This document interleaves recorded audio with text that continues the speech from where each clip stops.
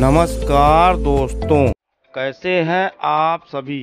स्वागत है आपका हमारे YouTube चैनल KR हिंदी कहानियाँ में। आज मैं आपको सुनाने जा रहा हूँ सिंहासन बत्तीसी की कहानी, जो बहुत ही सुंदर और रोचक है।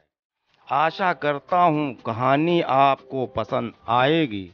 आज की कहानी है सिंहासन बत्तीसी भाग 2। दूसरे दिन राजा भोज फिर से पंडितों और विद्वानों द्वारा बताए हुए शुभ मुहूर्त में जैसे ही सिंहासन पर बैठना चाहा, तभी दूसरी तितली बोल पड़ी, राजन, जिस राजा में विक्रमादित्य जैसा गुण होगा और पराक्रमी हो, यशस्वी हो, वही राजा इस सिंहासन पर बैठने योग्य है।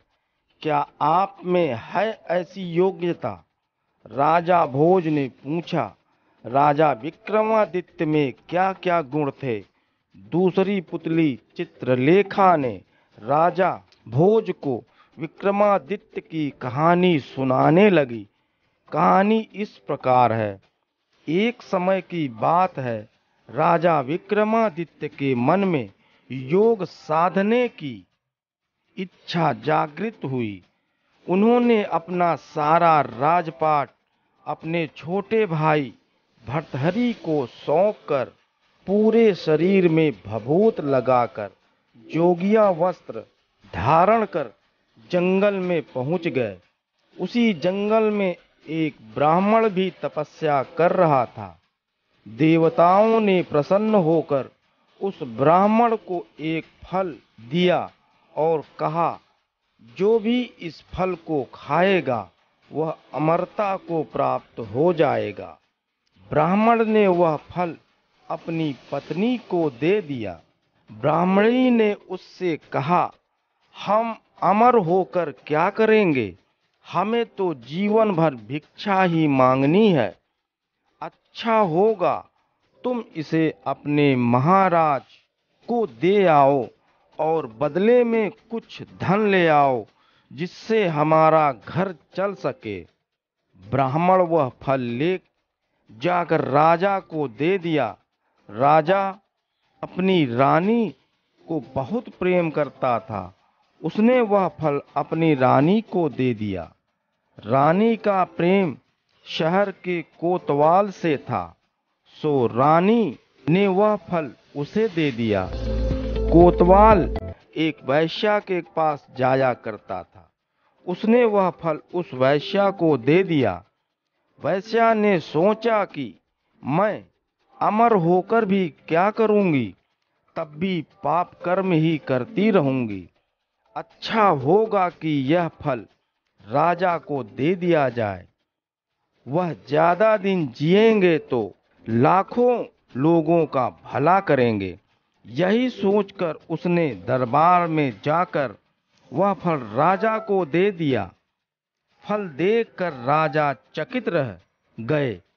जब उन्हें सारा भेद मालूम चला तो वह बहुत दुखी हुआ। राजा को यह दुनिया अब बेकार सी लगने लगी। एक दिन वह बिना किसी से कुछ कहे सुने राजपाट छोड़कर घर से चुपचाप निकल गए।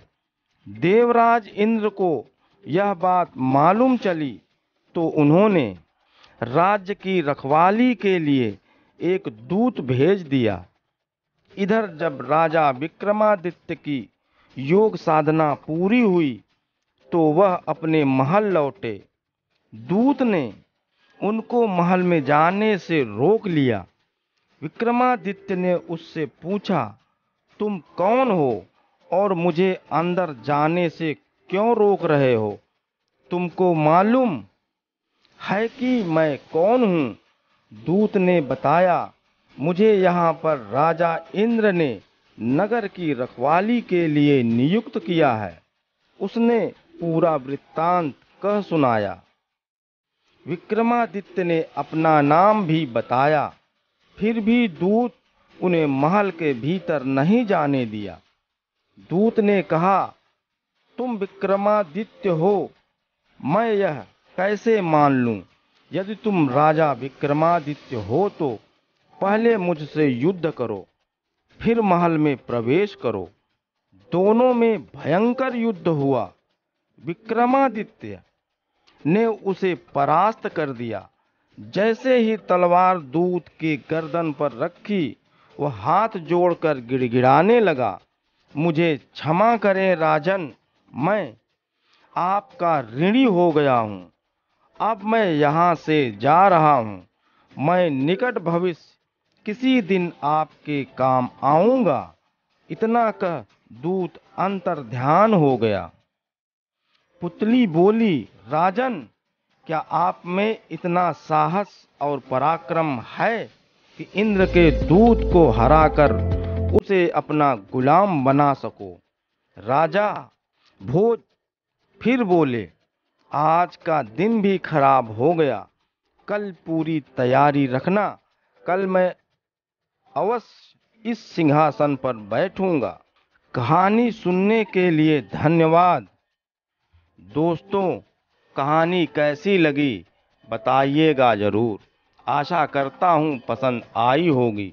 यदि आप हमारे चैनल पर नए हैं तो चैनल को सब्सक्राइब करें और घंटी वाला बटन ज़रूर दबाएं, ताकि आप तक आने वाली नई कहानी की नोटिफिकेशन ज़रूर मिल सके। कहानी अच्छी लगी हो तो लाइक और शेयर करना मत भूलिएगा। मिलते हैं अगली कहानी के साथ। नमस्कार।